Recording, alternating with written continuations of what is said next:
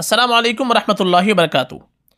محترم ناظرین کرام، فتنہ شکیلیت اس وقت میں پورے ہندوستان کے اندر بہت زیادہ عروج پر ہے۔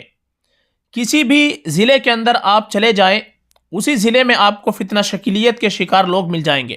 بلکہ اس فتنے کے اندر اب علماء کے گھرانوں سے تعلق رکھنے والے بھی مبتلا ہو چکے ہیں، جیسا کہ اس کے تعلق سے حضرت مفتی ابوالقاسم نعمانی محتمم دارالعلوم دیوبند دامت برکاتہم العالیہ نے بھی اس کے تعلق سے پوری وضاحت کے ساتھ ایک بیان جاری کیا ہے۔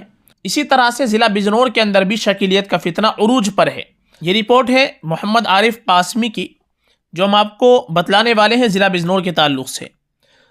مندرجہ ذیل یہ مختصر سی زمینی رپورٹ ملاحظہ فرمائیے۔ اب بھی بیدار نہ ہوئے تو یاد رہے، ملت اسلامیہ انتہائی خسارے کی جانب گامزن ہے۔ ماضی میں اکابرین دیوبند نے کس طرح جم کر فتنوں کا مقابلہ کیا ہے، وہ تاریخ کے حسین اوراق ہمارے سامنے ہیں، اور وہی ہمارے لیے لائحہ عمل بھی ہے۔ آئیے مغربی اتر پردیش کے ضلع بجنور کے موجودہ حالات پر ایک نظر ڈالتے ہیں۔ ضلع بجنور کی مختلف علاقائی طور پر 12 بستیاں فتنہ شکیلیت سے بہت زیادہ متاثر ہیں۔ ایک گاؤں میں سال 2012 میں کچھ لوگوں کا پتہ چلا تھا کہ یہ لوگ کسی فتنے سے متاثر ہیں، جبکہ اس دور میں فتنہ شکیلیت سے اس درجہ شناسائی نہیں تھی۔ البتہ وہاں کے ذمہ داران نے یہ سوچ کر کہ یہ لوگ شاید کسی دیگر فرقے میں داخل ہو گئے ہیں، ان کو نظر انداز کر دیا تھا۔ اب اس وقت حال میں وہی تمام لوگ شکیلی ہیں۔ اس سے معلوم ہوتا ہے کہ 2012 سے قبل ہی یہ فتنہ ضلع بجنور میں اپنے پیر جما چکا تھا۔ ایک بستی وہ ہے جہاں کا ایک داماد شکیلی ہے، اور وہ مسلسل سسرالی گاؤں کے نوجوانوں کو شکیلیت کی دعوت دیتا ہے۔